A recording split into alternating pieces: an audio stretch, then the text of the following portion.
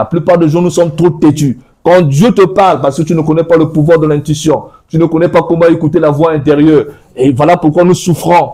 Parce que quand la voix intérieure te parle, toi, il fallait que tu écoutes un Dieu parler dans les tonnerres. Là, tu ne veux pas écouter. Tu ne sais pas comment on écoute le langage de l'invisible. Il dit, attention, ne rentre pas dans ce bus-là. Il dit, ah, tous les jours, je prends le bus, je vois quoi? Je rentre. Accident. Il faut toujours interroger le moi intérieur avant de faire quoi que ce soit. Et lui, il va te dire, sinon, ce moment, ne fais pas ça. Ne va pas ça. Ne prends pas ce monsieur-là. Ne prends pas cette dame-là. Ne prends pas. Écoute sa voix. Obéis. Obéis parce qu'il va t'épargner de ce que tu ne connais pas. Mais si tu es têtu, tu ne connais pas la loi. Tu penses qu'on vit comme ça là. Donc, ce qui t'arrive, tu fais. Tu vas, tu sors. On t'appelle, viens ici, tu viens. On t'attend ici, viens, tu viens. Non, non, non. Interroge ton cœur, est-ce que je dois sortir ou pas? Est-ce que je dois rentrer dans ce train-là ou pas? Est-ce que je dois prendre cet avion-là ou pas? Interroge et écoute la voix intérieure. S'il lui dit, ne sors pas, même s'il y avait des avantages, reste à la maison. Reste à la maison.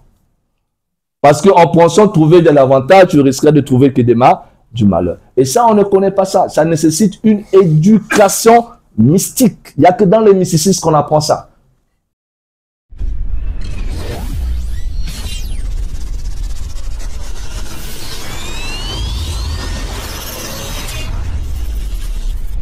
OGVS, ordre du groupe des veilleurs silencieux.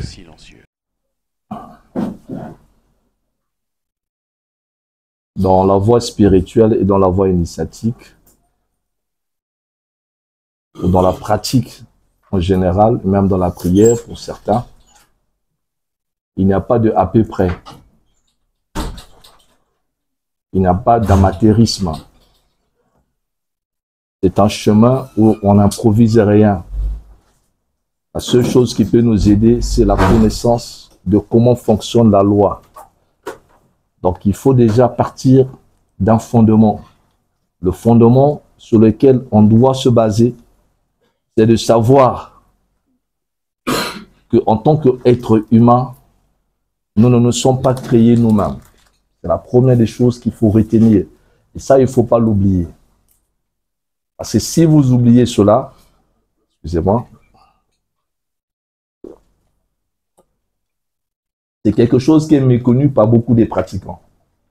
Beaucoup de ceux qui font de la pratique, ou beaucoup de ceux qui veulent exceller dans la magie, ou dans leur pratique, qui veulent faire des grandes choses, parfois méconnaissent cela.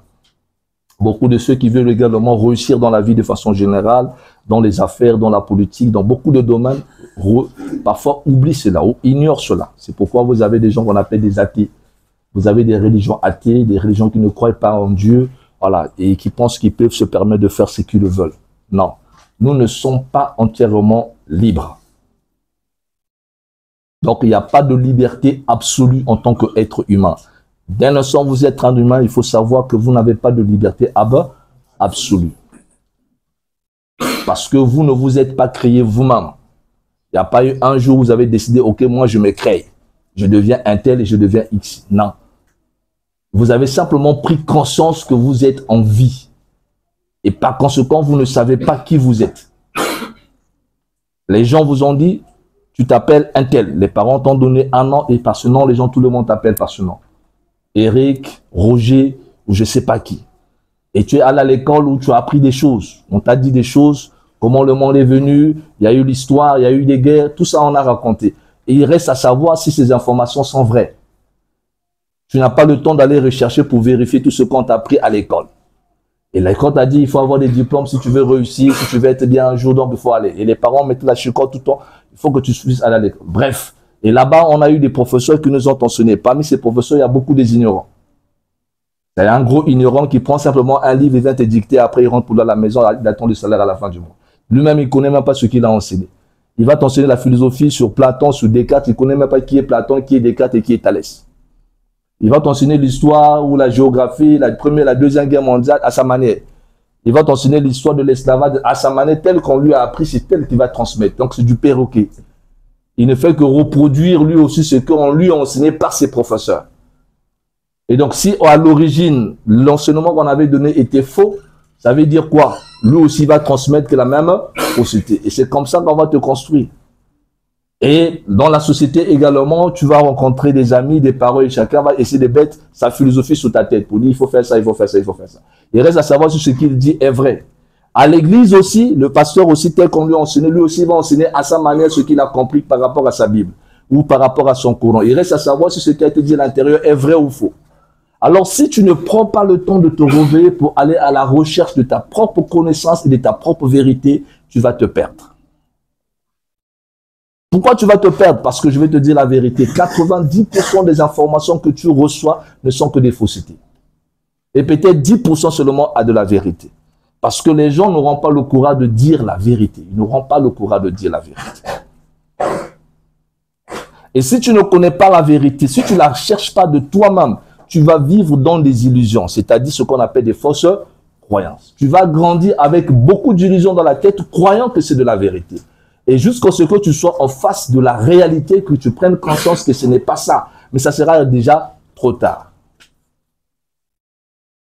Et c'est comme ça que nous évoluons. Nous grandissons de fausseté en fausseté. Je dis bien, nous grandissons de fausseté en fausseté jusqu'à ce que nous-mêmes nous recherchons la vérité et que nous puissions comprendre nous ayons la vraie connaissance.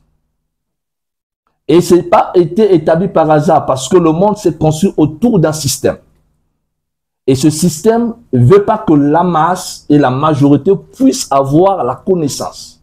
Donc le système s'est arrangé de telle sorte que certaines informations soient retirées et qu'on mette à la disposition des masses que des fausses informations pour les dérouter de peur qu'ils aient la connaissance.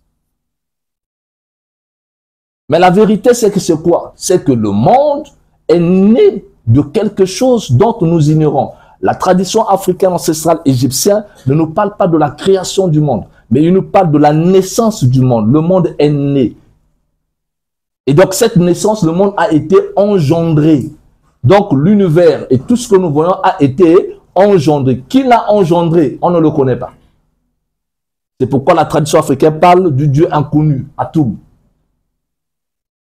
Et c'est ça, c'est donc. C'est important de le savoir. Et dans les pratiques religieuses, évidemment, chaque religion va donner un nom à ce principe.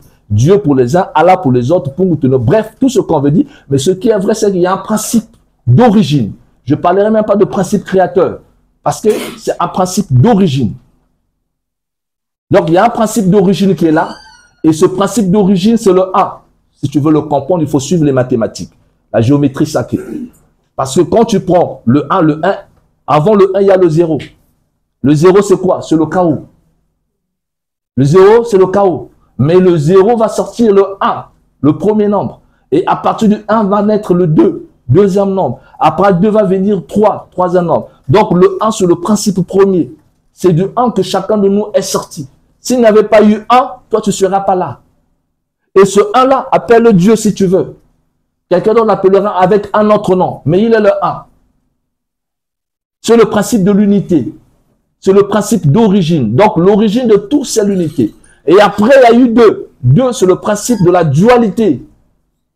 Donc, si le principe premier 1 est au niveau supérieur, le principe qui vient après, c'est le 2. C'est notre existence. Donc, si 1 est la vie, alors 2, c'est l'existence. Et donc, l'existence et la vie, c'est deux choses.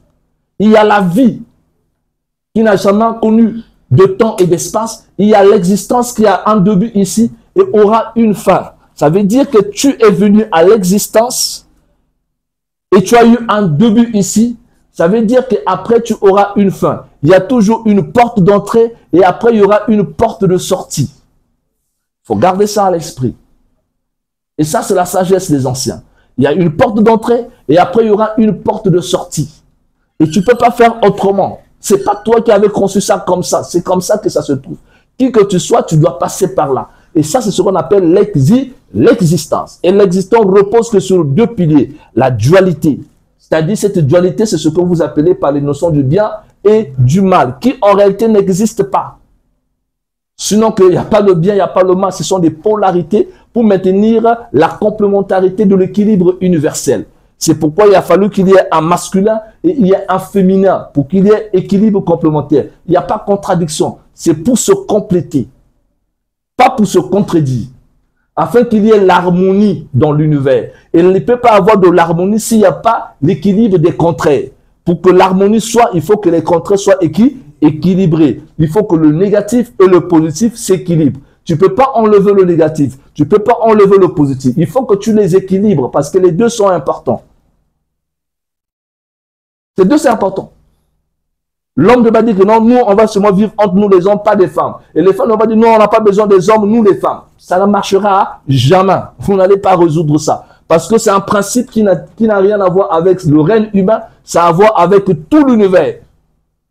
Le minéral, vous avez le même principe. Dans le végétal, vous avez le même principe. Dans le règne animal, vous avez le même principe. Dans le règne humain, vous avez. C'est vrai que lorsque nous dépassons le règne, nous partons et nous rentrons dans l'androgyna, nous redevenions encore des âmes. À ce moment-là, le principe cesse.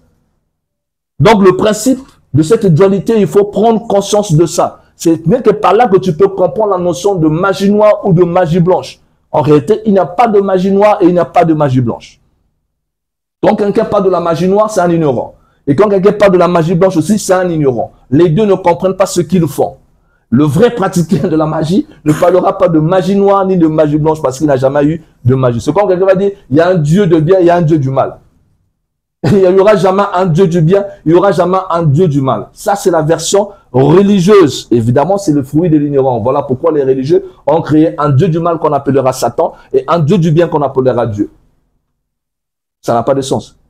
Il faut savoir que Dieu est au-delà du bien et il est au-delà du mal. Et dans Dieu, il y a la rigueur, il y a aussi la bonté. Il est bon avec les bons, il est rigoureux avec les méchants. C'est la loi.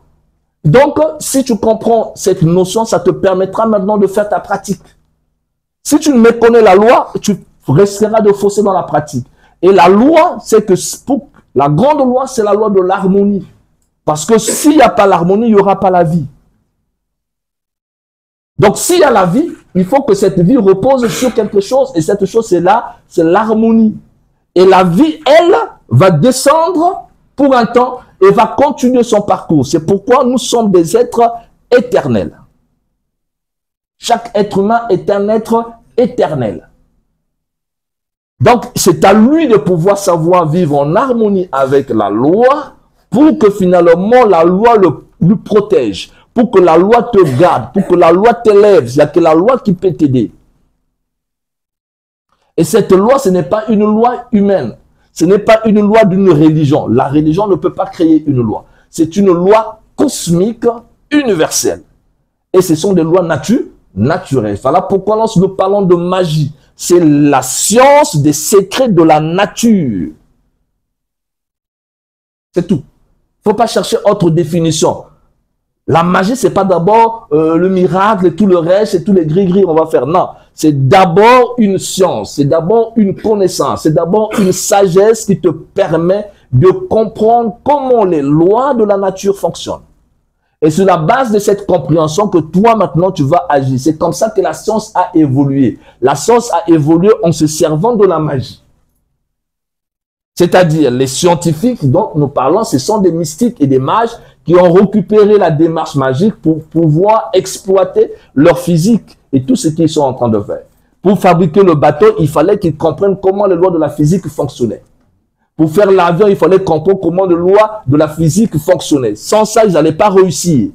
Et ils ont réussi parce qu'ils ont obéi à la loi de la nature pour pouvoir dompter la nature. Comme disait Henri Bergson, on ne peut commander à la nature qu'en lui obéissant. Ça veut dire si tu veux commander la nature, tu veux devenir puissant et fort, il faut que tu comprennes comment on obéit à la loi.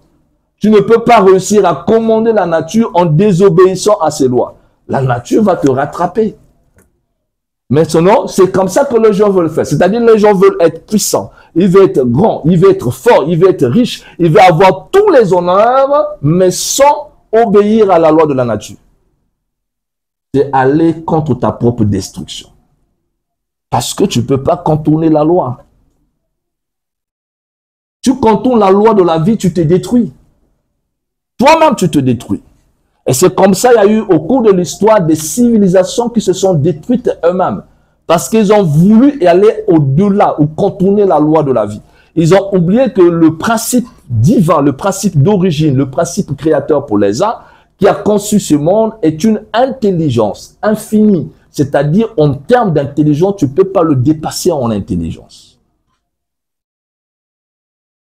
Et comme c'est une intelligence, il nous dépasse tous en intelligence. Il a pris des dispositions déjà avant que toi, tu ne viennes dans le monde. Pour que l'équilibre universel ne soit pas violé. Quand tu as compris ça, tu deviendras fort. Je vais t'expliquer comment tu deviendras fort. Quand tu n'as pas compris ça, tu resteras faible, quels que soient tes efforts. Et c'est là que tu peux comprendre comment tu peux orienter ton action mystique, ton action magique, puis ta prière. Évidemment, beaucoup de gens prient et ils n'ont pas de résultats. Parce qu'en réalité, pourquoi? Parce qu'on les a appris à prier, mais on ne les a pas montré le secret de la prière. Donc, le secret repose sur la compréhension de la loi magique. Et comme la religion a pris la magie, a jeté la magie, et a voulu donc présenter un Dieu qui n'a rien à voir avec la magie, or ça n'existe pas. Parce que dès l'instant où vous parlerez de Dieu, vous parlerez de la magie. Parce que le pouvoir, le seul pouvoir qui est dans l'univers, c'est le pouvoir magique. En dehors du pouvoir magique, il n'y a plus rien. Le soleil que vous voyez, la lune que vous voyez, les étoiles que vous voyez, c'est le fruit de la magie. Les choses qu'on crée, ce n'est pas ça qui a fabriqué ça. L'astronomie n'a pas fabriqué ça. L'astronomie n'a jamais fabriqué des étoiles. C'est une chose qui constate. Simplement, il exploite les informations laissées par des pratiquants de la magie de l'Antiquité, depuis l'Égypte, la Mésopotamie et tout le parce que les anciens avaient l'astrologie. Donc, les anciens déjà connaissaient qu'il y avait des astres, qu'il y avait des planètes. Et les planètes étaient des maisons des divinités. Ils ont donné le nom. Donc, c'était des forces cosmiques. Donc, c'est cette curiosité qui a amené la science à vouloir. Donc, en réalité, ils ne font rien que constater. Mais ils doivent avoir le courage de dire que nous sommes dans un univers qui est magique. Il faut comprendre et garder cette notion en tête. Parce que si tu le comprends, je vais t'expliquer comment tu vas changer ta vie. Voilà pourquoi il y a des choses qui ne dépendent pas de toi. Il y a certaines choses qui ne dépendent pas de toi. Il y a des choses que tu ne peux pas contrôler. Tu ne peux pas tout contrôler dans ta vie. C'est impossible, tu vas te fatiguer. Donc, il y a des choses que tu ne peux pas contrôler parce que tu ne les maîtrises pas et tu ne les connais pas. Et les exemples les plus simples que je prends le plus souvent. Lorsque tu es là, tu ne peux pas contrôler le battement, le mouvement de ton estomac. Tu ne sais pas comment ton estomac fonctionne. Pourtant, chaque jour, tu manges, tu as un estomac. Est-ce que tu peux m'expliquer comment ça fait?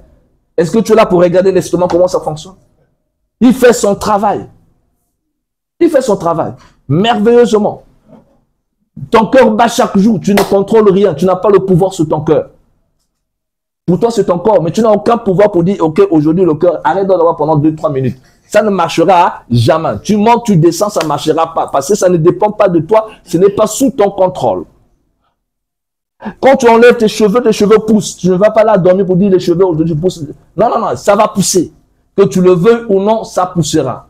Tu enlèves, ça va pousser. Parce que la loi de la nature veut que ça pousse. Maintenant, si tu te bats contre ça, tu vas te faire du mal. Pour dire, je ne veux pas voir mes cheveux pousser. Tu es en train de chercher des problèmes là où il n'y en a pas. Il y a des choses qui ne sont pas sous ton contrôle. Donc, on ne perd pas le temps pour ça. Parce que tu ne le comprendras jamais. Et si tu agis ainsi, tu es un ignorant. Je prends un exemple simple de la vieillesse. Tu montes, tu descends, tu vas vieillir. Tu as été aussi jolie, aussi belle, aussi beau. Tu as pris tout le temps pour maintenir ta beauté. Quand tu montes ou tu descends, tu vas vieillir. Donc, au lieu de perdre du temps à combattre la vieillesse, commence à préparer ta vieillesse. C'est encore mieux que tu prépares ta vieillesse que de pouvoir combattre le retard. Parce que c'est un combat déjà perdu. Mais c'est ce que nous faisons en réalité. Et c'est pourquoi nous voyons que la vie est difficile. Elle est difficile parce que nous avons été mal informés et nous voulons changer ce qu'on ne change pas. Nous rentrons en conflit avec la loi de la vie qui est la loi magique. Et quand nous commençons à violer la loi de la vie qui est la loi magique, ben la loi fait quoi? Ben la loi, on ne la viole pas. Quand tu la violes, la loi frappe. Ce n'est pas que Dieu te punit. Dieu ne peut pas punir quelqu'un. Et Dieu n'a jamais puni quelqu'un.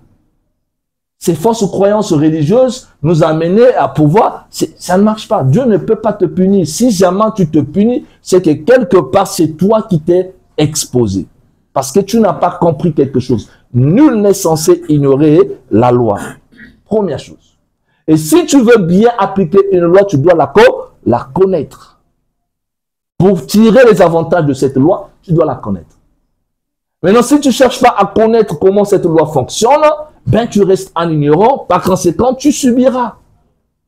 Si tu veux conduire la voiture, il faut que tu connaisses le code de la route. Tu veux avoir une voiture, tu veux conduire une voiture, ben il te faut avoir la connaissance du code de la route. Maintenant, si toi tu dis que je m'en fous de le code de la route, moi pourvu que j'ai ma voiture, on va voir. Est-ce que c'est toi qui avais créé le code de la route? C'est M. Rousseau.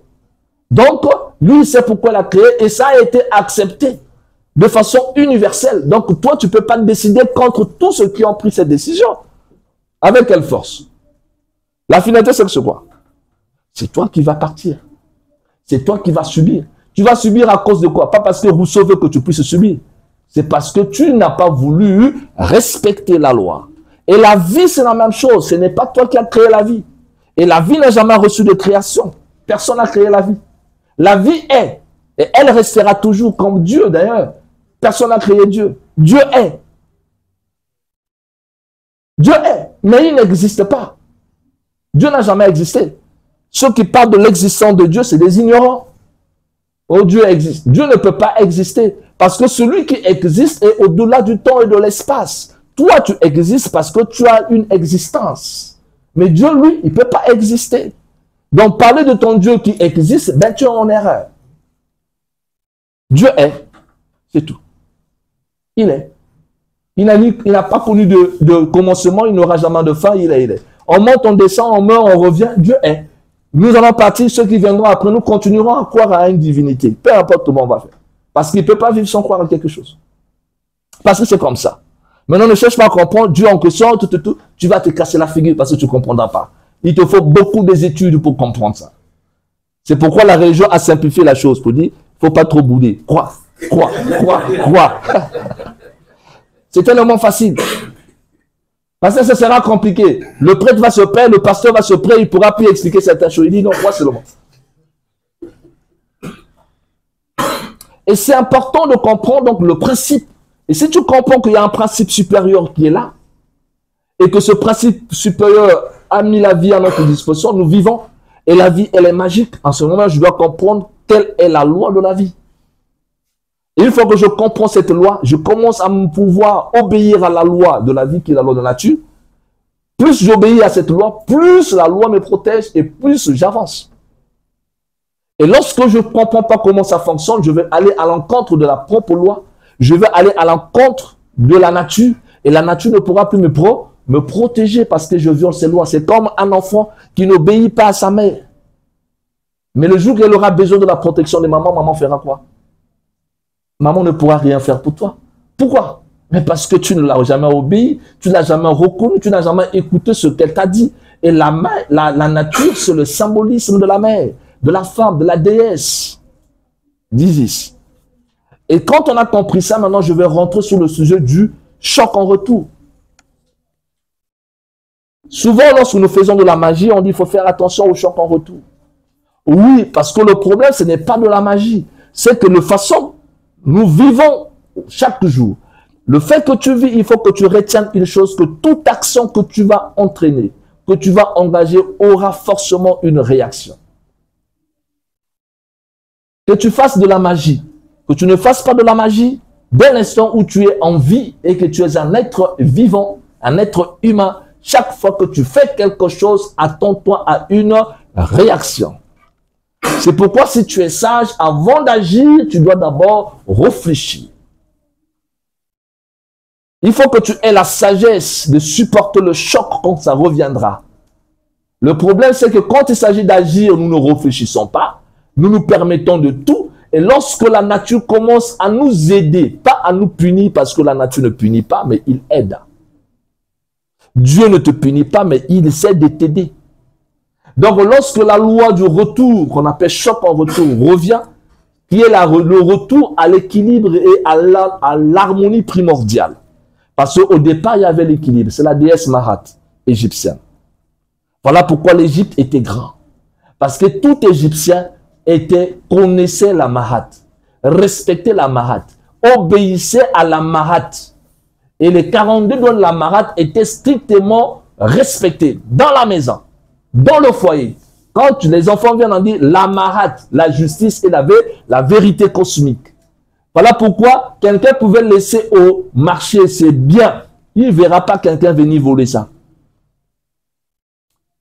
Parce qu'il sait que s'il vient voler les biens là, la loi de la Mahat étant violée, il finira par subir. Il passera au tribunal d'Osiris. Eh bien, il va descendre dans les bancs inférieurs. Donc c'était connu, tout le monde connaissait. C'est pourquoi l'Égypte, la tradition ancestrale africaine, avait un niveau de moralité que tu ne peux pas expliquer.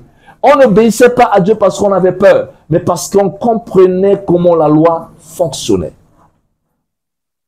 Donc ça ne sert à rien. Si ce que je veux engager, je le payerai 3 fois de plus. Donc on appelle ça triple, la loi du triple retour. Triple retour. Donc pas 3 fois tu vas payer. Peut-être ce n'est pas aussitôt, mais t'en fais pas. La loi n'oublie pas. Donc, d'une manière ou d'une autre, tu en subiras encore. Donc, pendant que tu pensais trouver de l'avantage pour avancer, au contraire, tu es en train de reculer. Et quand ça va frapper, est-ce que tu seras de taille pour endurer le choc? Et le plus souvent, dans la majorité des cas, quand ça frappe, ben les gens n'arrivent plus. Ils n'arrivent plus parce qu'ils n'ont pas été préparés. Celui qui a été préparé, qui sait, il peut dire, ok, moi je vais engager et je vais supporter. Ah, d'accord. Pas de problème, tu es libre. Mais si toi tu ne connais pas, tu engages et tu engages, lorsque la loi triple va se mettre en mouvement, est-ce que tu es de taille pour tenir? Beaucoup ne sont pas de taille pour tenir. C'est pourquoi quand la loi triple frappe, la majorité des gens se dispersent. C'est des plaintes. C'est des pleurs, c'est toute forme de... je peux pas parler. Mais oui, mais parce que, est-ce que tu as obéi à la loi? Et c'est ça qui faisait la force de l'Afrique, de notre continent. Et nous, on n'avait pas besoin qu'il y ait des policiers, des prisons. Ces histoires-là sont venues après. Pourquoi on va avoir besoin des policiers, des prisons? Ils vont venir faire quoi? Hein? Ils vont venir faire quoi? Toutes les dispositions ont été prises de telle sorte que tu ne peux pas. C'est que si tu oses, c'est que tu es quelqu'un d'autre. Tu ne peux pas. Et lorsqu'on est ignorant de ces choses-là, évidemment, c'est à ce moment-là qu'on joue avec la vie. Et je l'ai dit, la vie, tu ne peux pas jouer avec ça parce que c'est magique, la vie. Et faire de la magie, ce n'est pas faire quelque chose de nouveau, non. C'est aller à la compréhension profonde des lois de la vie. C'est ça la magie. Et plus tu vas avoir cette compréhension, plus tu vas commencer à comprendre, plus ça va t'aider pour que tu puisses t'en sortir. Pourquoi parler de la loi triple? J'ai vu beaucoup de gens n'arrivent pas à bien expliquer ça. C'est très simple. Il faut savoir qu'en tant qu'être humain, nous sommes une âme personnalité. Nous sommes une âme, d'abord. L'âme là, c'est la conscience de Dieu. En nous, c'est la vie. L'âme là, c'est la vie. La vie que tu portes là, c'est l'âme. Sans l'âme là, toi, tu ne seras pas là en train de bouger. Donc l'âme là, c'est la vie. L'âme là, c'est la pureté. L'âme là, c'est le bonheur. L'âme là, c'est tout ce que tu veux. La puissance, le pouvoir. Tout ça, c'est l'âme. L'âme contient tout en lui. Tel que tu imagines Dieu, c'est tel que l'âme est. Les attributs que tu donnes à Dieu, c'est les attributs que ton âme détient. Mais cette âme n'est pas seule. L'âme est associée à quelque chose qu'on appelle la personnalité. Et la personnalité, c'est ce qui te définit en tant que personne. C'est ce qui fait qu'on soit différent, parce que chacun de nous a sa personnalité. Mais nous sommes qu'une seule âme. L'âme qui est en toi n'est pas différente de l'âme qui est en moi. Les capacités magiques que je détiens, ce sont les mêmes que toi tu as. On a le même potentiel magique. Et tout être humain que tu vois a ce même potentiel parce que chaque être humain porte la vie en lui. Donc, il n'y a pas un être humain qui dit que moi je n'ai pas la vie. Sinon, tu ne serais pas là. Tu avais dit que si tu as la vie en toi, tu as déjà la magie avec toi. Quelle magie tu cherches? Maintenant, le rôle de la société, c'est que c'est quoi? C'est que la magie étant diabolisée, salie, finalement, les gens ont la magie et ne veulent pas s'en servir. Parce qu'ils ont peur. Et cette peur n'est que le résultat de leur quoi? De leur fausse croyance et de leur ignorance. Et la personnalité qui est associée à ton âme est triple. Elle est trois. Parce que dans cette personnalité, tu as le mental, tu as le corps émotionnel et tu as le corps physique. Tu as trois corps de base. Le corps mental, le corps émotionnel et le corps physique. Ces trois corps, ce sont trois instruments qu'on t'a donnés pour que tu agisses. Donc, lorsque nous parlons de l'action, chaque fois que tu veux agir, tu agis en tant que personne, tu agis de façon triple, de façon trois. Voilà pourquoi la tradition ancestrale Congo dit « Makuku Matatu, Malamba Congo ». La loi triade. Sans les trois, il n'y a pas vie. Et la loi 3, c'est la loi de la manifestation. C'est par ça qu'on réussit à manifester quelque chose. Tu veux créer une entreprise, tu veux te marier, tu veux attirer quelqu'un dans ta vie, tu veux résoudre un problème. La loi triple fera son œuvre. Si tu sais comment gérer la loi triple, tu réussiras. Il n'y a pas quelque chose que tu ne réussiras pas avec cette loi. C'est une formule magique, mais connue par nos traditions africaines. Connue, mais non maîtrisée. Les Africains sont là en train de regarder le monde et dire, on arrive. Mais vous avez tout avec vous. Qu'est-ce que vous attendez pour pouvoir mettre ça en mouvement? Vous avez la magie avec vous. Mais parce que, bien entendu, vous avez rejeté votre magie. Parce que lorsqu'on parle de magie aujourd'hui, on pense que c'est l'Occident. Comme le mot magie est en français. Et le nganga chez nous, c'est le mage. Le nganga, c'est le mage, dans la tradition Congo. Le nganga, c'est le mage. Donc, si c'est le nganga, c'est le mage, ça veut dire que c'est un expert en quoi? Dans la sagesse mystique. Et cette sagesse mystique, c'est quoi? C'est de la magie. C'est tout. Quand tu as compris maintenant ça, et que tu peux maintenant agir, je vais t'aider à comprendre, tu comprends la loi triple. Tu sais que toute action que tu vas engager, forcément aura une réaction. C'est pourquoi toutes les prières sont exaucées. Donc, quelqu'un ne peut pas me dire que non, ma prière n'a jamais été exaucée. En fait, c'est parce qu'il n'a pas appris le secret de la prière. Sinon que toutes les prières que nous faisons sont exaucées. Et l'univers ne fait que nous renvoyer ce que nous avons demandé par nos prières. Et chaque jour, les gens prient. Chaque jour, les gens prient. Mais comme ils ne connaissent pas l'art de la prière, qui est basé sur la puissance de la vie une, par conséquent, qu'est-ce qu'ils font? Pour eux, prier, c'est quand ils sont allés à l'église. Ou quand ils vont se retrouver quelque part en train de faire la prière. Non. 24 heures sur 24, il ne se passe pas une seule seconde sans que toi, tu fasses une prière. Ça veut dire que tu pries au quotidien. 24 sur 24, tu fais des prières. Parce que tu engages des actions sur tes trois niveaux de personnalité. Par ton mental, ton corps émotionnel et ton corps physique.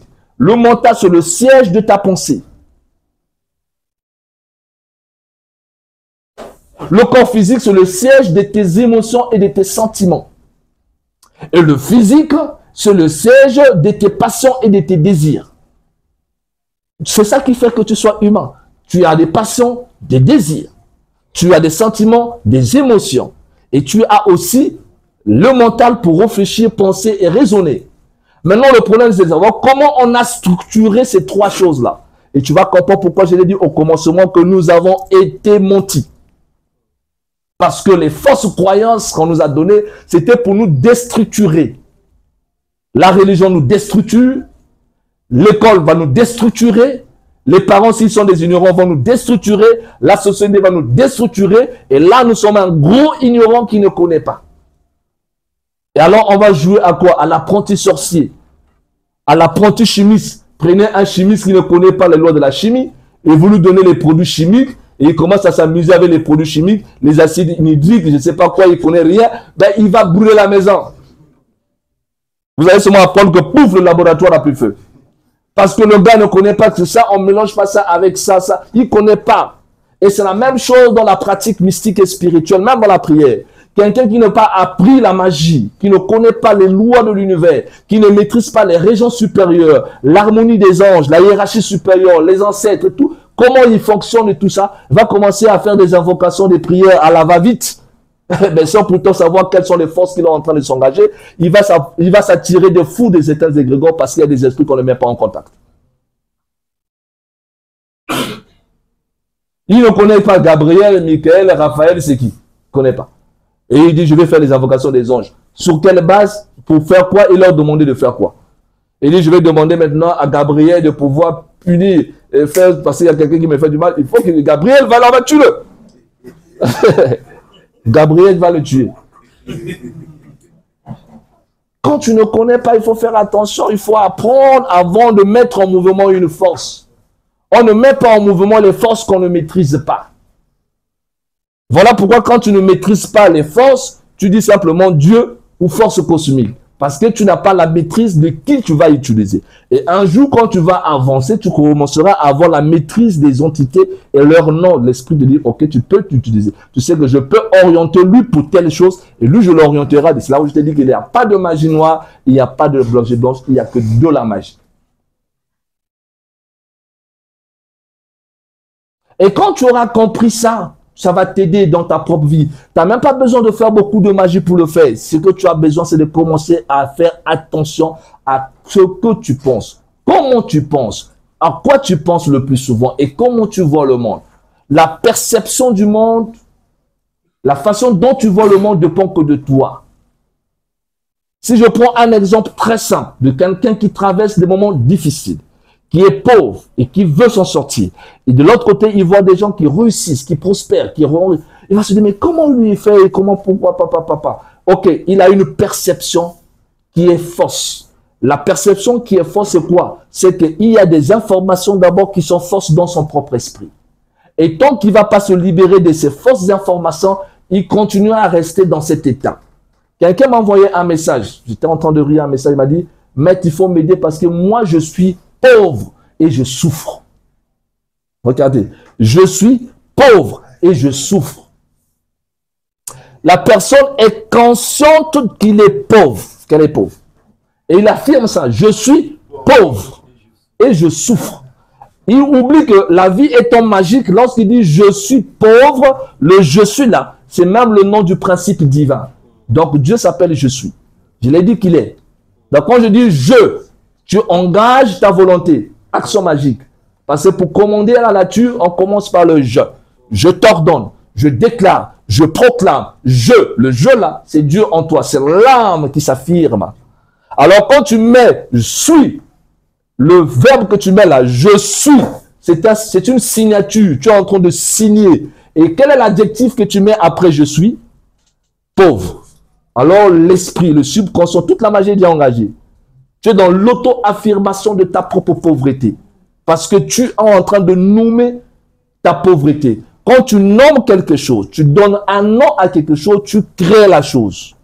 Donc, nommer quelque chose, donner nom à quelque chose, accepter cette chose, c'est créer la chose. Et donc, en le faisant, tu es en train de confirmer ça et par conséquent, la loi ne fait que obéir à ta propre volonté de pauvreté. Je suis malade. Ah, je suis malade. Je suis malade. La phrase que tu es en train de faire, c'est une confirmation à l'univers de ce que tu désires. Et donc, comme tu as nommé, tu as donné un nom même à la maladie. Ça s'appelle comment la maladie en question? C'est le sida. Ça s'appelle comment? Le palu. Ça s'appelle comment? Je suis malade du palu. Je suis malade du sida. Tout ce que tu dis là, c'est parce qu'on t'a éduqué comme ça. Mais je vais te démontrer que c'est faux. Oui, je vais te démontrer que c'est faux. Que tu n'es pas obligé d'accepter cette condition. Que tu as la possibilité par la puissance de ta pensée, par la puissance de tes émotions et par le pouvoir de ton verbe, de ne pas construire ta phrase de façon négative parce que tu n'as pas besoin de la négativité. La maladie, la pauvreté, les échecs, la souffrance et tout le reste, ce sont des objets négatifs et tu n'as pas besoin d'accepter ça. Pourquoi tu confirmes ça? Mais on t'a piégé parce que nous avons été éduqués comme ça, on a écouté ça dans la bouche des gens, on a répété comme des perroquets les mêmes choses, sans pourtant mesurer les conséquences de que cela se veut dire. Et tu vas me dire, mais finalement, quand je suis malade, qu'est-ce que je dois dire? Il faut dire que mon corps ne va pas bien. Mais moi, je suis pas malade. C'est ton corps physique qui est en train de se sentir, qui ne va pas bien. C'est juste ton corps. Ou ton corps, mon corps émotionnel ne va pas bien. Mon corps mental ne va pas bien, mais pas moi. Parce que toi, tu ne peux pas être malade en réalité. Toi, tu ne peux pas être pauvre en réalité. C'est impossible. Tu vas me dire, mais tu es devenu fou. Je vais te dire que c'est impossible que tu sois pauvre. Parce que la pauvreté a été fabriquée par des gens qui dirigent le monde pour te faire croire que tu es pauvre. Comme ça, tu ne seras pas conscient de tes vraies richesses. Et tu as accepté le système. Voilà pourquoi tu restes comme ça. Maintenant, je vais te faire comprendre que tu es tellement riche que tu ne le réalises pas. Oui. Parce que parmi les richesses, le problème c'est que dans ta tête, quand je parle de richesse, toi tu vois l'argent. Erreur. L'argent est la conséquence de ta richesse. Mais l'argent, ce n'est pas la richesse. Il y a tellement de gens qui ont de l'argent mais qui ne sont pas riches. Je me dis comment? Oui. Les gens ont de l'argent mais ils ne sont pas riches. La plupart des gens qui sont riches sont endettés. Vous le voyez avec beaucoup d'argent, mais il est très endetté. Il a des sociétés, mais il est très endetté. En matière d'argent, il en a. Mais en matière de richesse, il n'est pas riche. Il faut faire la différence.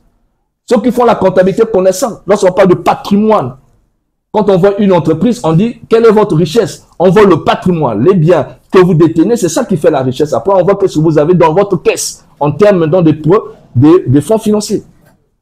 Donc, la richesse, ils savent bien que la richesse, ce n'est pas l'argent que tu as, mais d'abord ce que tu possèdes. Quelqu'un qui a une parcelle construite est plus riche que, par exemple, une personne qui n'a pas de parcelle et qui roule en voiture. Tu vois quelqu'un rouler dans une belle voiture, qui n'a pas encore une maison, qui n'a pas encore construit sa propre maison, mais il est en voiture. Si on prend les deux personnes, on les met devant toi, tu vas dire que le riche, c'est celui-là qui est en voiture. Non, le riche, c'est celui qui, en réalité, a sa maison, sa parcelle, a construit, même s'il roule en marche encore à pied. Dans le plan, il est riche. Parce qu'il a un patrimoine durable. Et plus le temps va passer, ce patrimoine va prendre de la valeur. Bon, maintenant, qu'est-ce qui montre que toi, tu es pauvre? C'est parce que tu as accepté le mot par rapport à l'éducation de la société. C'est très difficile d'enlever ça dans la tête des gens. Je parlerai maintenant des attaques mystiques après, mais je veux d'abord que vous restiez sur ça, que vous compreniez ça, parce que c'est ça qui va vous aider. Le reste va venir après. Donc, quand tu comprendras ces notions, il faut que tu commences à changer ta façon de penser d'abord. Il faut que tu changes ça. Voilà pourquoi il faut se libérer des fausses croyances pour commencer à te régénérer en être nouveau. De faire en sorte que lorsque tu penses, tu saches comment tu véhicules la pensée. Et comment est-ce que tu ressentes les émotions. Et comment est-ce que tu vas agir dans le plan physique. La triple personnalité, la loi triple. Nommer le diable. Croire au diable, c'est fabriquer son propre diable. La loi du verbe. Lorsque ceux qui lisent la Bible, mais lorsqu'on l'a amené devant Adam, soi-disant, les gens, on a dit quoi? Il faut qu'il commence il a commencé à leur donner des noms. Non? Mais quand tu donnes le nom à quelque chose, tu amènes quelque chose à l'existence. C'est la première loi de la magie.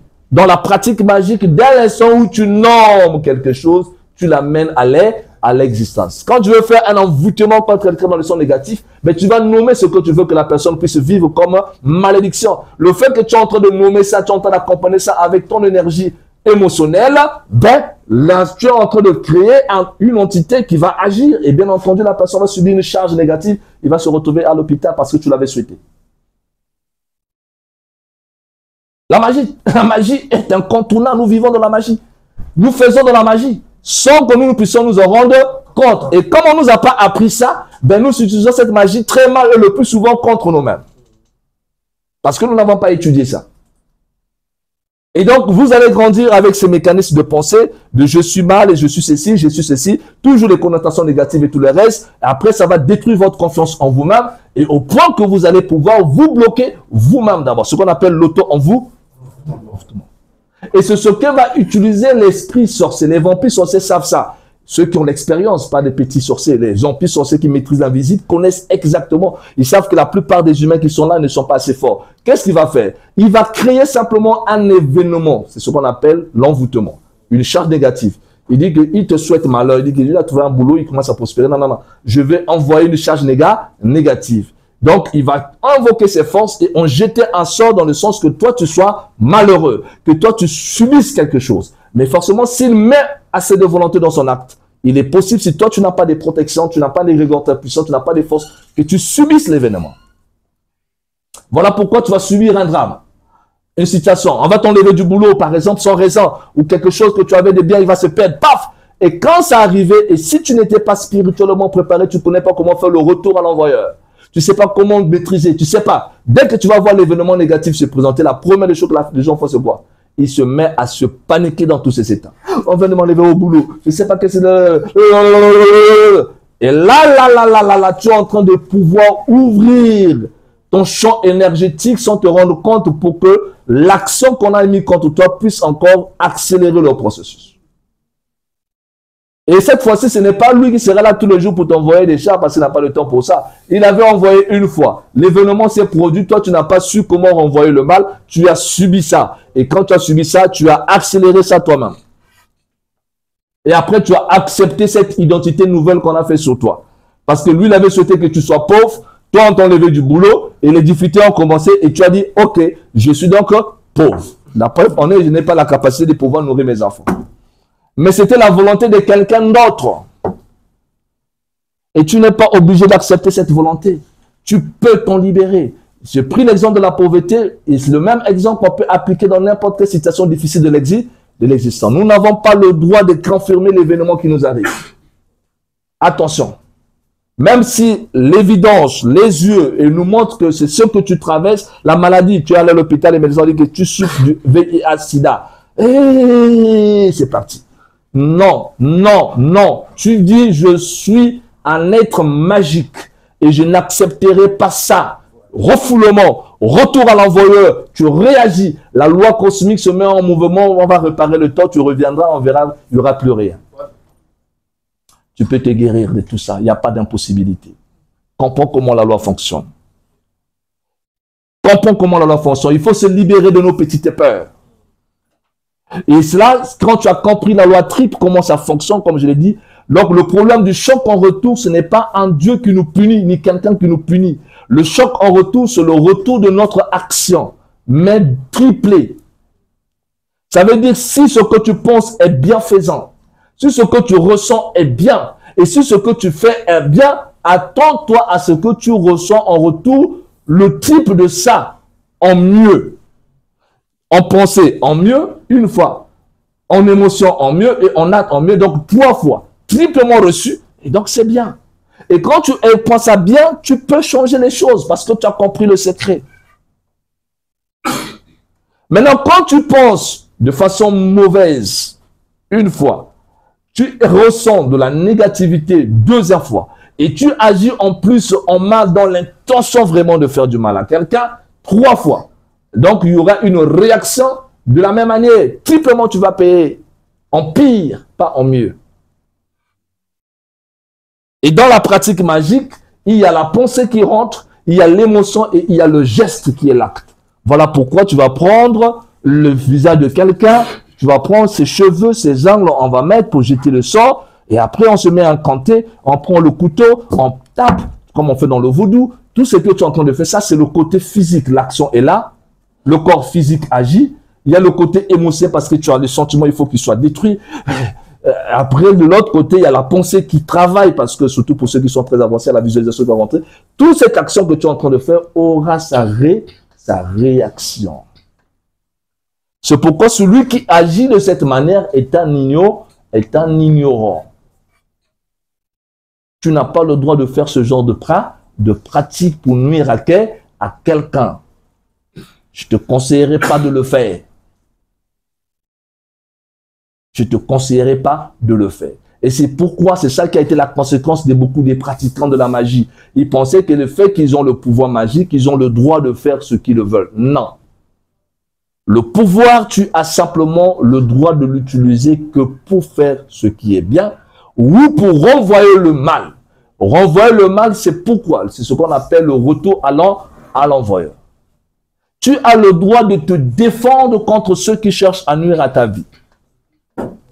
Tu as le droit de te défendre contre ceux qui font des incantations pour que toi, tu n'avances pas dans la vie.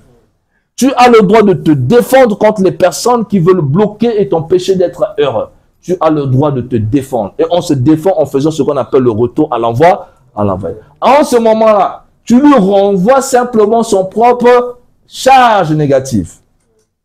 Tu lui renvoies son mal. Tu lui renvoies son mal pour qu'il y ait un retour à l'équilibre et à l'harmonie. Là, tu n'as pas de problème. Et ça, c'est ton droit. Parce que tu as aussi les mêmes armes que lui. Si lui se sert de la pensée, si lui se sert des émotions, si lui se sert des gestes pour nuire à ta vie et t'empêcher d'être quelqu'un dans ta vie, comme ça se passe dans beaucoup de familles africaines, mais non, toi aussi, tu as le droit de lui renvoyer son mal parce qu'il n'y a pas que lui qui connaît le pouvoir. Parce que nous sommes tous des créatures magiques. Et si tu as appris comment le faire, tu fais un retour à l'envoyeur. Dans le retour à l'envoyeur, tu lui renvoies son mal. Et quand tu connais la notion du nombre d'invocations, une fois je renvoie, deux fois je renvoie, trois fois, quatre fois je renvoie. 1, 2, 3, 4 égale à quoi? 1, 2, 3, 4 égale à quoi? Égale à 10. C'est l'acte 10. 1 et 0. 10, c'est Dieu lui-même. Donc, tu as agi en conformité avec le principe dit divin pour restaurer ce qu'on appelle l'équilibre et l'harmonie. Parce que cette personne qui veut te faire du mal n'a pas la légitimité pour détruire ta vie. Ce n'est pas lui qui t'a envoyé sur terre. Donc, de quel droit peut-il se permettre de pouvoir détruire tes rêves? Il n'a pas ce droit-là. Il n'a pas la légitimité. Et si tu sais qu'il n'a pas la légitimité, tu sais en réalité qu'il est faible.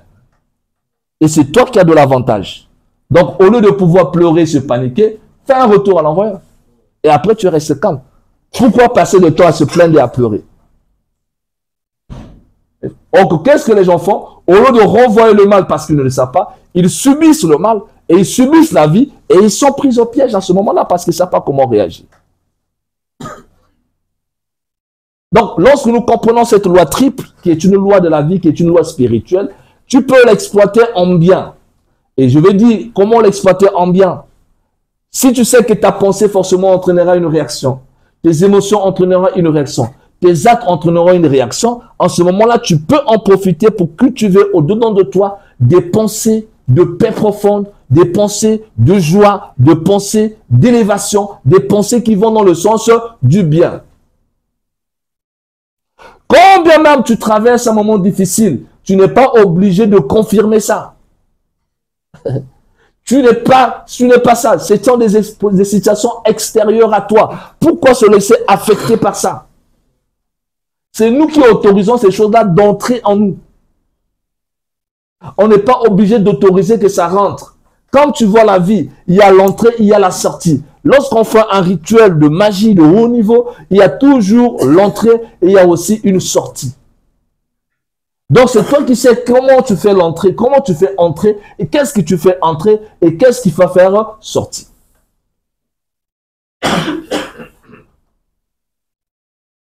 Je veux que vous aider, vous comprenez ça, parce que c'est important dans vos pratiques habituelles et même dans vos prières. Si vous comprenez comment la loi triple fonctionne, au lieu de pouvoir subir un problème, fais un retour à l'envoyeur et sois libre.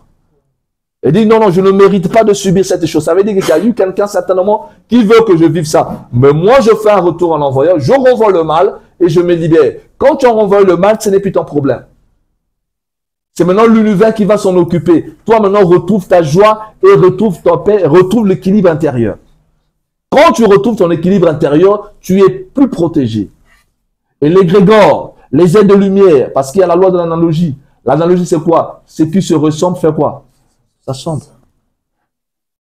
Nous n'attirons que des choses qui ressemblent à nous. Donc, si tu es en bonne humeur tout le temps, c'est que tu vas attirer forcément que des bons événements. Mais si tu es en mauvaise humeur tout le temps, qu'est-ce que tu veux que la loi fasse? La loi est impersonnelle. La loi ne fait que te renvoyer ce que toi-même tu envoies. C'est quand tu te regardes dans le miroir, ce n'est que ton propre reflet que tu vois. Et c'est pourquoi j'ai dit tout à l'heure que toutes les prières sont comment? Sont exaucées. C'est pourquoi il faut faire attention. Parce que lorsque tu es sous le lit, face à une difficulté, comment tu conçois? La plupart des gens iront sur son fauteuil et ils commencent à imaginer toutes les conséquences de ce qu'il est en train de traverser. C'est pas ça? Ou sur le fauteuil. Et la preuve en est qu'il s'est monté, il est mal à l'aise, il dit achetez-moi d'abord du whisky. Ah! Whisky. Whisky. Tu vois là, tous ces gestes que tu es en train de faire, c'est une communication avec ton monde intérieur. Et ton monde intérieur est un monde magique. Ils ont été mis là-bas que pour exécuter tes prières. Alors, la prière que tu es en train de faire en ce moment-là, elle est une prière négative et dangereuse. Ça risquera de revenir triplement. Et au lieu de voir la situation s'améliorer, qu'est-ce qui va arriver? Ça va encore s'aggraver. Alors, je dis, je ne comprends plus rien. Pourtant, on a fait le rituel. Pourtant, on a prié. Pourtant, on a invoqué toute la nuit. Oui, nous avons invoqué, mais quelle est l'attitude que tu as gardée après le rituel? L'attitude intérieure négative entraîne que des problèmes négatifs. Parce que par ton attitude, c'est le corps émotionnel. L'émotion, c'est une énergie qui nourrit le sort. Ça veut dire que tu es en train de nourrir la négativité. Tu es en train de lui donner l'énergie parce que les esprits inférieurs se nourrissent de la négativité. C'est pourquoi un vampire sorcier, s'il veut t'avoir, il faut d'abord qu'il crée une situation qui va te mettre dans un état de négativité. Si mystiquement il n'y arrive pas, il va te provoquer physiquement. Il peut même venir chez toi physiquement, il pisse sous tes habits, juste pour voir comment que tu te mettes en colère. Et toi, tu dis, ça, je ne peux pas accepter ça. C'est pas du tout normal. Comment tu peux te permettre ça? Ça veut dire quoi? Il sait, il n'est pas idiot. Il sait ce qu'il est en train de faire. Il veut simplement baisser ton taux vibratoire. Et il sait que quand le taux vibratoire va se baisser, ton égrégore va s'affaiblir sur le plan spirituel. Et les êtres qui allaient te protéger, des entités, les forces, vont se retirer parce qu'ils ne vont pas supporter ton attitude. Alors le terrain, il est ouvert. La barrière, ton bouclier est ouvert. Et là, maintenant, la nuit, il se concentre pour envoyer les charges et les flèches nocturnes. Demain, tu seras à l'hôpital. On t'a eu. On t'a eu parce que toi, tu es quelqu'un avec qui on ne joue pas. On ne joue pas avec moi. Je vais le montrer qu'il... Oui, on ne joue pas avec toi le jour. Mais est-ce que tu maîtrises la nuit? Quand tu ne maîtrises pas la nuit, il ne faut pas t'hasarder. Là-bas, c'est autre chose. L'erreur de la religion, c'est d'avoir fait croire qu'il y a un Dieu qui est là-bas en train de nous sauver. Non, il n'y en a pas. Il n'y a pas quelqu'un qui est là en train de te protéger si toi-même tu ne sais pas comment te protéger. Je vais te dire la vérité. Il n'y a pas quelqu'un, sinon que dans la tête, dans une illusion dans la tête, oh non, il y a Dieu qui me protège, il y a Jésus qui me protège. C'est ça. Non, si toi-même tu ne connais pas comment faire ta protection, comment créer ton bouclier de protection, tu ne sais pas comment la loi fonctionne, tu ne comprends pas comment on met en harmonie avec des entités, tu ne connais pas tout ça, tu es nu et exposé. Et comme tu n'as pas la connaissance, on va jouer facilement avec toi. On va créer une situation simple qui va te mettre. Et voilà pourquoi j'adore les femmes. On me dit, maître, qu'est-ce que tu dis? Oui. Voilà pourquoi j'adore les femmes. La femme, si elle décide de te mettre en colère, elle va te mettre en colère. Dieu les avait créés comme ça, là, je ne sais pas comment. Ah, monsieur, excusez-moi. Vous êtes magnifique et merveilleuse. Dieu les avait créés comme ça, là. C'est des êtres qu'on avait créés comme... Et c'est très bien, moi j'aime ça. C'est très bien. Parce que là où il y a des conflits beaucoup. Mais parce que, évidemment, on n'a pas compris la magie. On n'a pas compris la magie pour comprendre comment l'énergie fonctionne. Ces êtres-là, elles sont naturellement conçues comme ça, là. C'est que si elles décident aujourd'hui de déstabiliser ton moral, elle va te la déstabiliser qui que tu sois. Tu as été beau général, d'armée, je ne sais pas de quoi. Le jour où là tu rentres, elle te déstabilise en 2-3 mots. Bah, tu es assis. 2-3 mots, tu sais plus qu'est-ce qu'il faut faire. Moral bas. Ton vibratoire à terre.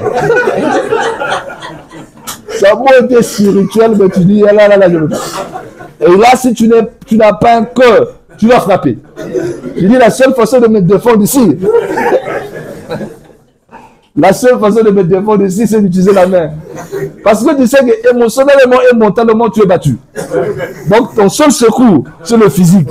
Parce qu'au moins là, tu peux gagner. C'est le coup. C'est le coup. Et on est piégé.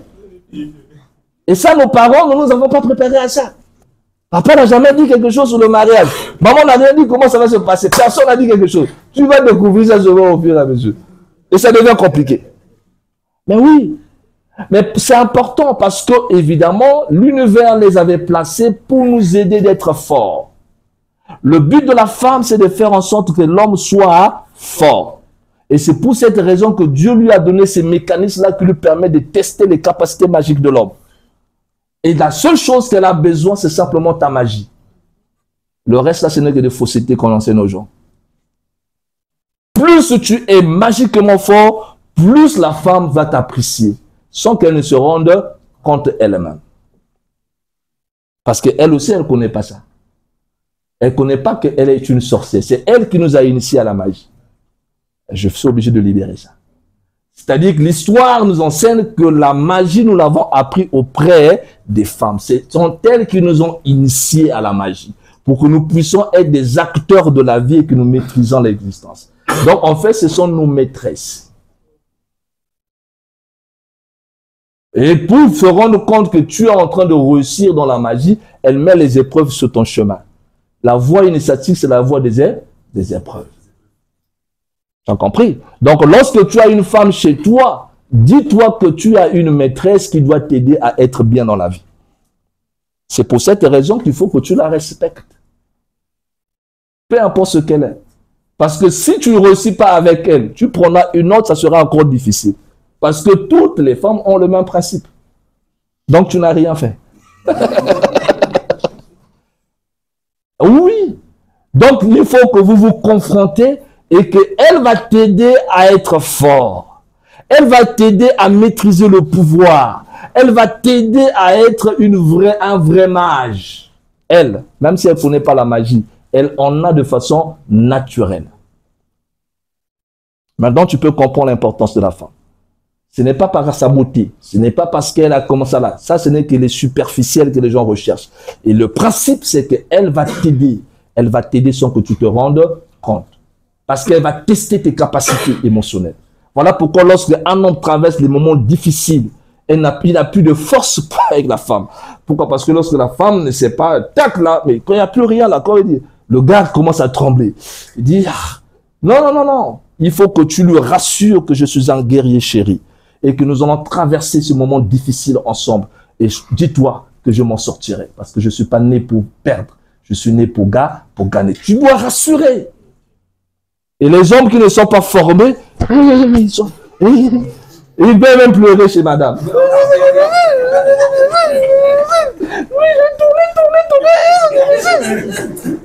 Bon, tu vas pleurer chez elle, elle va faire quoi? Elle va faire quoi? C'est pourquoi elle va savoir dire, ok chérie, ça va aller. Elle comprend, tu n'es pas magique, tu n'as pas la magie. Tu es faible. Tu n'as pas la magie? Tu pleures? Tu te plains? Toi? T'as rien. Oui. Et après le jour qu'elle va partir, tu vas dire que non, il m'a abandonné au moment des moments difficiles. La faute revenait à qui? À toi-même. Est-ce que tu es obligé de venir te plaindre chez elle? Non, est-ce que tu es obligé de venir te plaindre chez elle? Tu n'as pas besoin de faire ça. Oui, ça se passe mal, ok, ça n'a pas... Non, c'est bon. Oui, c'est bon. Oui, non, c'est bon. Le projet est en cours. Je suis en train de travailler, je me concentre. C'est comme ça qu'il faut faire. Tant que tu sauras faire, elle restera là. Mais si elle fout, c'est parce que toi-même, tu es en train de nous montrer que maman, je n'ai rien. Je suis pour moi, on m'a déjà vaincu. La vie a déjà gagné. Maintenant, elle va faire quoi? Elle va partir. Et tout ça, c'est le fruit de notre mauvaise éducation. Nous avons été mal éduqués, je le répète. Ah oui, moi, je suis en revoit contre la société parce que la société m'a mal éduqué. Et heureusement que la magie m'a récupéré. Et la magie m'a permis de comprendre les lois et de commencer, évidemment, à pouvoir trouver ma place dans la société pour dire non. Je ne dois plus suivre ce qu'on m'a enseigné. Je dois commencer à adopter qu'est-ce que la loi me dit. La loi me dit, attention à ça, ne te plains pas, ne fais pas ceci. La loi me dit, fais pas ça parce que ça va affaiblir ta propre force magique. Un homme ne pleure pas. Parce que c'est un martien. Il provient de la planète rouge, la planète de la lutte et du combat. C'est pourquoi nous avons besoin de tissus rouges. Tu comprends? Et quand tu vois nos ancêtres, c'était le rouge. C'est pas pour hasard qu'ils portent le rouge. Ça veut dire la lutte et le combat. Et c'est pourquoi les objets étaient colorés en rouge, en magie, ou le sang des animaux. C'est pour monter la puissance de la ville de combat. Donc le mystique, évidemment, c'est quelqu'un qui s'appuie sur la force rouge. Nous trouverons des exercices sur ça dans les enseignements. Et quand tu vas comprendre la force de Mars, c'est la force du guerrier. Et donc, face à la vie, tu n'as pas droit à pouvoir montrer tes faits, tes faiblesses. Plus c'est dur, plus c'est bien. Pourvu que tu ne te plains pas. Mais quand tu commences à te plaindre, ça veut dire que tu es vaincu. On dit, oh, on arrête. Il n'arrive plus. On arrête. On va le faire reposer un peu. Et tu perds le temps. Mieux vaut foncer. S'il faut subir, si j'ai peut-être un choc en retour, on ne sait pas qu'est-ce que tu as eu à faire, peu importe, il y a peut-être la loi karmique, peu importe. Mais sache que chaque chose qui t'arrive de mauvais, pour toi, que tu appelles mauvais, tout événement négatif que tu traverses est un bien caché, un bien codé. Si tu comprends cette vérité, tu vas changer ta vie. Si tu ne comprends pas ça, tu vas répéter la classe et tu reviendras tout. Ça reviendra encore parce que tu n'as pas encore compris. Et tant que tu ne comprendras pas, tu n'avanceras pas. La même épreuve, tu vas subir ça pendant des années. C'est pourquoi des gens vont faire 2 ans, 3 ans, 4 ans, 5 ans, 10 ans. Rien ne change dans sa vie. Mais parce qu'ils ne veulent pas accepter les leçons. Le mal n'existe pas. Le bien n'existe pas. Le mal et le bien, ce sont des notions inventées par des humains. Oui, les principes sont au-dessus du bien et au-dessus du mal. La loi, c'est la loi de la vérité et de la justice cosmique, de l'harmonie universelle. Commence à rentrer en harmonie avec toi-même, tu peux le faire. C'est ce que nous faisons dans nos méditations. Dès que l'harmonie est établie en toi, sur le plan mental, sur le plan émotionnel, c'est fini. Les actes vont suivre la loi de l'harmonie. Qu'est-ce que vous cherchez dans la vie?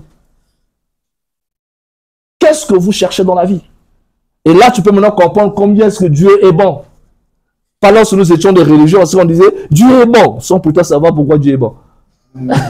Dieu est bon, Dieu est bon. Et quand les problèmes arrivent, ah Seigneur, ça marche pas. Mais tu avais dit qu'il était bon, non? Mais le mystique, quand il dit que Dieu est bon, c'est parce qu'il dit, oh, la loi, elle est là. Je peux l'exploiter à mon avantage. Et si je sais comment l'exploiter à mon avantage, j'évolue. C'est pourquoi celui qui te cherche du mal, tu le laisses. C'est lui qui est en ignorant. Parce que lui, il va recevoir son propre choc. Tu lui renvoies son mal et toi, tu continues ton chemin. Il met les obstacles pour t'empêcher d'avancer. Tu lui renvoies son mal et tu continues ton chemin. Il va subir. Il va subir. Tu auras même pitié de lui après. Parce que c'est un ignorant qui ne connaît pas. Il n'a pas le droit, il n'a pas la légitimité de te faire souffrir. Eh oui. Si nous comprenons cette chose-là, le monde évoluera. Nous évoluerons. On ne va pas perdre de temps à gérer ceux qui sont dans le mal. Nous allons plutôt exploiter la loi du bien, ce que les essais appellent la loi de Ra. Le soleil ne brille que pour tout le monde. Donc, l'image du soleil, tu dois rayonner comme le soleil. Et quand tu libères la lumière, tu fais pas des choix. Tu dis, je donne la lumière à tout le monde. Recevez la lumière. Recevez le bonheur. Recevez de la joie. Voilà. Tu es là. Depuis le matin, tu te réveilles, la gratitude. Mais pourquoi on dit Amen? Amen. Pourquoi Amen? Amen. Ainsi soit-il. Pourquoi Amen? Parce que dans Amen, c'est là que se trouve la clé de la résolution des problèmes. Dans Amin, c'est là que se trouve la clé de la résolution des problèmes. Ça, c'est chez les Arabes. Mais c'est la même chose. Et lorsque je dis c'est fait, mais c'est ça la formule, c'est fait. La demande est déjà partie. Donc si tu envoies le bien, si tu envoies le bien en pensée, en émotion et en acte, c'est fini, tu seras bien. Ta personne ne peut te maudire, il n'arrivera pas. Parce que chaque fois que tu vas émettre les rayons de positivité, de bien, tu vas attirer les égrégores bénéfiques. Les ancêtres glorifiés dans la lumière, ils vont commencer à venir chez toi parce qu'il y a l'harmonie autour de toi. Et cette harmonie, les anges en ont besoin, les êtres de lumière en ont besoin et tu vas héberger des esprits lumineux chez toi. Qui va commencer à te faire du mal? Quand quelqu'un va se faire des incantations pour pouvoir te souhaiter malheur, il y a tout un ensemble des écrans, des barrières. Il faut qu'il brise d'abord toutes les barrières des forces qui t'entourent. Il va arriver. Il connaît combien des entités t'entourent. C'est lui qui va subir. Avant même qu'il finisse l'invocation, il va recevoir un choc. Ah oui. Et je me souviens, pour la première fois, je suis allé à la radio. Il y a un marabout, j'étais son oncle, qui a essayé de faire un petit jeu contre moi. Il m'a envoyé un boa, vous imaginez? J'avais 22 ans. Et je n'avais jamais encore été attaqué comme ça là dans la rue. Paf, boa! Mais est-ce que j'avais une protection? Non, non, non, je n'avais rien. Je n'avais que la lumière, que l'enseignement des maîtres. C'est tout ce que j'avais. Et quand je rentre, la voix me dit, attention, tu es mystiquement attaqué, ne prends pas les produits. Ok. J'ai écouté. Parce que quand la voix parle, il faut... Et la plupart des gens, nous sommes trop têtus. Quand Dieu te parle, parce que tu ne connais pas le pouvoir de l'intuition, tu ne connais pas comment écouter la voix intérieure. Et voilà pourquoi nous souffrons. Parce que quand la voix intérieure te parle, toi, il fallait que tu écoutes un Dieu parler dans les tonnerres. Là, tu ne veux pas écouter. Tu ne sais pas comment on écoute le langage de l'invisible. Il dit, attention, ne rentre pas dans ce bus-là. Il dit, ah, tous les jours, je prends le bus, je vois quoi? Je rentre. Accident. Il faut toujours interroger le moi intérieur avant de faire quoi que ce soit. Et lui, il va te dire, sinon, ce moment, ne fais pas ça. Ne va pas ça. Ne prends pas ce monsieur-là. Ne prends pas cette dame-là. Ne prends pas. Écoute sa voix. Obéis.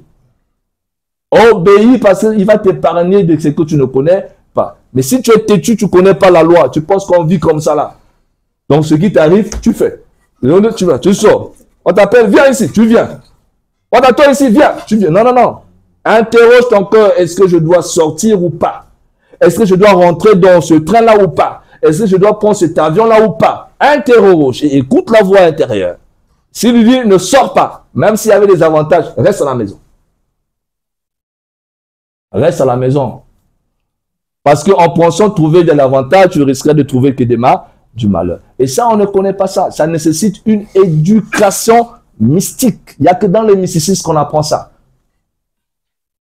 Et quand tu suis bien les cours ésotériques, ça t'amène à ça. Ça t'amène à écouter ta voix intérieure. Et le mystique suffisamment entraîné écoute son voix intérieure.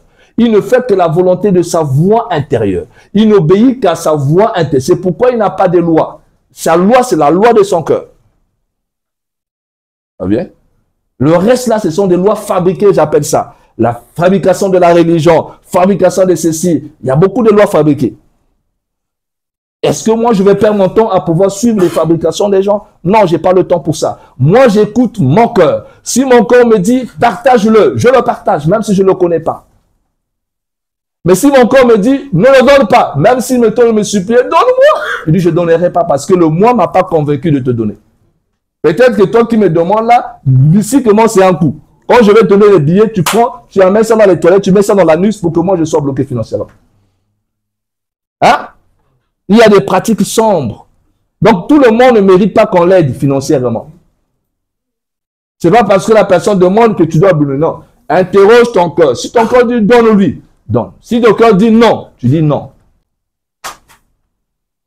Et c'est pourquoi la voie spirituelle nous demande de cultiver ce qu'on appelle l'amour fraternel. Et dans l'amour fraternel, ce n'est pas avec les mots, mais c'est avec les actes. Quand tu as l'occasion d'aider, aide. Je dis aide. Mais en aidant, interroge ton cœur si la personne-là mérite cette aide-là. Et si l'esprit te dit fais-le, fais-le sans réfléchir, ce n'est pas ton problème. Ça peut être dans la... Même si tu ne connais pas la personne, le problème, ce n'est pas de connaître. Le problème, c'est qu'à chaque fois que tu fais le bien, même en pensée, c'est pourquoi il faut prier pour les autres. Voilà encore un autre secret que les gens n'exploitent pas. Les gens sont pressés à prier pour eux-mêmes. Mais quand il s'agit maintenant de faire des prières pour autrui, il dit il faut appeler Jésus. Moi, je ne suis pas Jésus. Hein. Non, ce n'est pas un problème de Jésus. C'est un problème de tout être humain qui s'élève en connaissance et en compréhension. Tu dois commencer à utiliser le pouvoir que tu es en train d'exploiter à des fins positives. Donc, on va t'engager dans le devoir d'aider les autres. Et on va commencer à t'amener à prier pour les autres. Quand tu entends quelqu'un te dire « Ah, moi, ça ne va pas », pourquoi il est venu seulement se plaindre chez toi? Peut-être parce que le cosmique, l'invisible, pense que tu peux faire quelque chose de bien pour lui. Si physiquement, tu ne peux rien lui remettre, tu dis « Je n'ai pas quelque chose à te donner physiquement », mais va en paix. L'univers saura comment t'aider. Et quand tu rentres dans ta maison, ne va pas dormir. Quelqu'un est venu quand même te rencontrer, te parler de ces situations. Prends un moment de méditation, libère au moins 15 à 20 minutes pour lui envoyer au moins une pensée de lumière une pensée de consolation, une pensée d'harmonie. Envoie-lui les charges positives. Écarte les négatifs autour de lui et prononce quelques mots pour sa bénédiction. Ça, tu peux le faire. Et si tu fais cette chose-là et que la personne n'est pas réceptive parce qu'il est bloqué dans son but de négativité, le bien que tu lui as envoyé, qu'il ne voit pas parce que la plupart des gens ne voient que le bien physique. Ils voient que le bien physique. Ils voient que l'argent. Si c'est l'argent, là, il dit, ah, il est bien. Mais si tu lui envoies les pensées positives, il trouve comme il ne voit pas les pensées en plus. Il dit, qu'est-ce qu'il m'a donné? Il ne m'a rien donné. Il me donne quoi? Non, mais ça c'est grand. Donc, tu peux lui envoyer cette pensée de paix, cette pensée de lumière, cette pensée de positivité par rapport à ce qu'il t'a dit pour que son cœur... Une fois que tu as envoyé cette énergie positive vers la personne et qu'il pense qu'il réussisse, il pense qu'il grandisse, il pense qu'il évolue. Si la personne n'est pas réceptive, la personne est bloquée dans son énergie négative, il faut savoir quoi? La loi triple va penser en ligne de compte. La conséquence, c'est quoi? Ça va revenir vers toi. Donc, en réalité, tu comprends maintenant la compensation des mages. Quand j'étais en train de recevoir le secret magique, la première fois que j'ai maîtrisé le pouvoir, je voulais m'en servir. La soeur m'a dit, tu t'en sers pas, tu commences à aider les autres. Je dis, oh, moi-même j'ai des problèmes, maintenant je fais. Qu'est-ce que vous me demandez là? Moi-même j'ai fait des efforts pour maîtriser mes pouvoirs pour que... Je dis, non. Commence à aider les autres. Je dis, oh. Mais c'était difficile à accepter. Ah oui, au début c'est difficile. Je dis, oh, je préfère pas. À ce moment, je dois en difficulté, ils vont m'aider. Ils seront ingrats, ils vont m'oublier. Non, non, non. Tu mets l'amour et tu dis, ok, je vais commencer à aider. Quand j'ai persuadé, moi j'ai des problèmes, ah, d'accord, on va travailler, on va faire un rituel. Tu rentres à la maison, tu continues encore à travailler pour lui. Tu continues à prier pour lui. Oui, mais en réalité, c'était le secret pour que toi aussi tu sois bien. C'est après que j'ai compris ça. Les maîtres n'avaient pas dit ça avant pour dire que non, tu seras bien quand tu vas faire ça. Non. Ils ont dit, ok, tu as la magie, va aider les autres. Et si tu es égoïste, là-bas, tu dis non, je ne préfère pas. Non. Et quand tu vas commencer à utiliser la force magique et mystique grâce à tes exercices que tu apprends pour commencer maintenant à soulager la souffrance humaine, pour commencer à aider les autres, d'abord ça commence toujours dans ton sphère immédiate, les amis, les parents. Tu n'es pas obligé d'être ouvrir une église pour le faire. Chez toi à la maison, il y a plein de gens qui souffrent. Autour de toi, il y a plein de gens. Dans tes moments de méditation, dans ton sanctuaire, réserve au moins quelques minutes aussi pour les autres. Il n'y a que toi. Non, réserve un espace pour pouvoir envoyer les rayons de bonheur, de paix, d'harmonie, de bien à quelqu'un. Et quand tu vas envoyer, si tu envoies sur 10 personnes, c'est que toutes les 10 personnes ne seront pas forcément réceptives. Sur les 10 personnes, 3 peut-être vont recevoir ce que tu vas leur envoyer de bien. Les 7 autres, dans leur négativité, ne pourront pas recevoir tout ce que tu vas envoyer. Ça va faire quoi? C'est que tu as envoyé vers eux va revenir vers toi. Les bénédictions que tu as envoyées sur eux vont te revenir triplement. Triplement. Et en fin de compte, tu seras surpris un jour que les choses commencent à changer aussi autour de toi. Tu avais une situation compliquée, ça s'est débloqué. Mais parce que tu as envoyé un rayon quelque part, la loi triple a renvoyé encore sur toi. Comme c'était quelque chose de bien, tu souhaitais que quelqu'un devienne riche, tu souhaitais que la personne s'ouvre le boulot, tu souhaitais que la personne soit bien, ben la loi triple te le renvoie et c'est toi qui trouves, c'est toi qui montes. C'est toi qui montes. Donc en réalité, lorsque quelqu'un me dit, ben on a des difficultés, tout le reste, dans la plupart de ces difficultés, c'est parce qu'ils sont égoïstes. Vous allez voir dans la plupart des cas, celui qui est dominé là, si maintenant lui on l'aide, hein, maintenant si à son tour quelqu'un vient et dit, ah, jamais. Moi-même, ce n'est que seulement ça. Non, mais c'est ça. Tu veux qu'on t'aide, toi aussi, tu dois aider les autres. On va t'aider aujourd'hui pour que demain, toi aussi, tu sois capable de faire quoi? D'aider les autres. Moi, je vous encadre aujourd'hui pour que vous fassiez quoi? Pour que demain, vous aussi, on vous encadre les autres. Et ce n'est que normal. Est-ce qu'en acceptant ça, j'avais dit, ok, moi, non, non. Nous faisons ça parce que c'est comme ça que la loi nous oblige à le faire. C'est pas parce qu'on est des Jésus, c'est pas parce qu'on est... C'est comme ça que la loi de la magie fonctionne. On va t'aider parce que pour l'instant, tu n'as pas les niveaux, tu n'as pas les connaissances, tu n'as pas le secret. On va te former, on va te transférer des formules, pas pour que tu gardes ça dans tes tiroirs. C'est pour que tu t'en sers au moment où tu seras maintenant soulagé, pour pouvoir aussi à ton tour prendre les autres et les aider grâce à ta magie. C'est pourquoi nous sommes tous des serviteurs. Et celui qui refuse de servir n'a pas encore compris. Et si nous comprenions ça encore, je vais aller plus loin. Personne ici dans l'organisation ne va souffrir. Comment quelqu'un peut venir dans l'OGVS et souffrir? Comment? Moi, je ne comprends pas. Comment quelqu'un peut être ici et souffrir? Je ne comprends pas. Avec tout ce que nous avons comme capacité, comme enseignement, comme connaissance, quelqu'un ne peut pas souffrir ici. Avec un égrégore qui rayonne, quelqu'un ne peut pas souffrir. C'est parce que, certainement, les gens n'arrivent pas à appliquer ce qu'on les enseigne. Quand tu as appliqué, quand tu as étudié, quand tu as compris, tu n'as pas besoin de pouvoir dire à tout le monde ce que tu es censé faire. Le mystique agit dans le silence. C'est pourquoi on est des veilleurs silencieux. Vous causez avec quelqu'un, il dit, ah ben, yes, c'était difficile, à faire la maison. La personne n'a pas demandé quelque chose, tu as compris qu'il a une difficulté. Et tu n'as pas besoin de pouvoir savoir, est-ce qu'il... Non, non, non, non, non, non, non. Il dit, voici une occasion pour moi de faire le bien.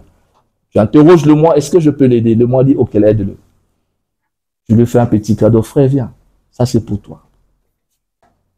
Tu ne peux pas imaginer par la souffrance que tu endures, combien de gens tu peux inspirer. Par la façon dont tu gères les situations difficiles, combien de gens tu peux inspirer. Tes enfants vont te prendre pour modèle. Ton entourage te prendra pour modèle. Donc, tu dois apprendre à être fort. Mais si tu restes faible, si tu es tout le temps de le plaindre, tu es en train d'éduquer mal les enfants parce qu'ils vont dire, papa, ils vont reproduire les mêmes choses. Mais quand tu leur inspires la joie, la confiance, la force, l'équilibre mental, la méditation, dit papa était tout le temps en méditation quand ça n'allait pas. Après un moment, on ne comprenait pas les choses. Ils vont commencer à copier. C'est-à-dire, notre père était fort.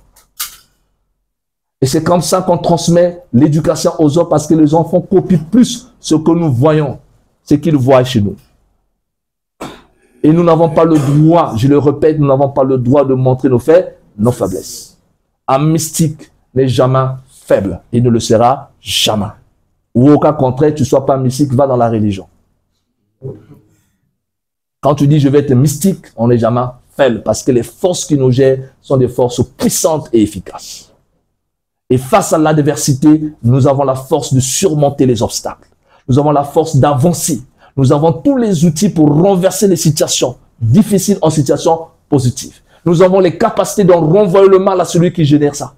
Nous connaissons la loi et nous savons comment l'utiliser. C'est pourquoi personne ne peut faire des barrières sur notre chemin. Il ne pourra pas. Plus ils chercheront à pouvoir te nuire, plus eux-mêmes vont se nuire. Et c'est ça le jeunesse. Je suis là avec vous. Et donc, tant que tu sais que le maître est là, vivant ou mort, je vais agir. Parce que les morts ne sont jamais morts. L'égrégore est là. Suis les enseignements. Reprends les enseignements. Écris et note ce qui est important pour toi. Médite sur ça. Travaille intérieurement. Et tu vas grandir. Quelque chose va commencer à grandir. Ne fuis pas les événements. Ne fuis pas les épreuves. Ne fuis pas la souffrance. On ne fuit pas la souffrance. On affronte la souffrance et on surmonte les difficultés.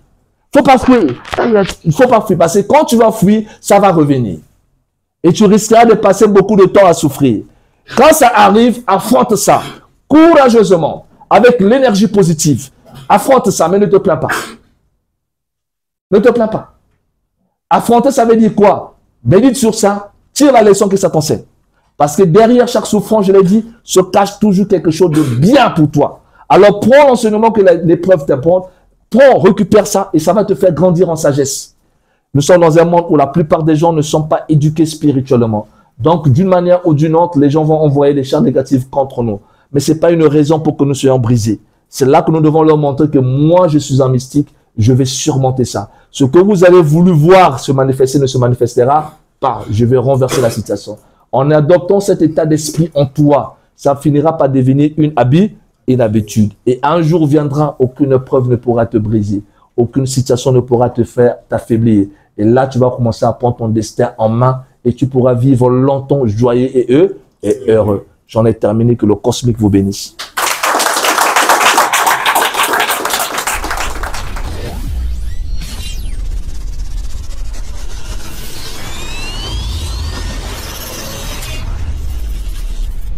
OGVS, ordre du groupe des veilleurs silencieux.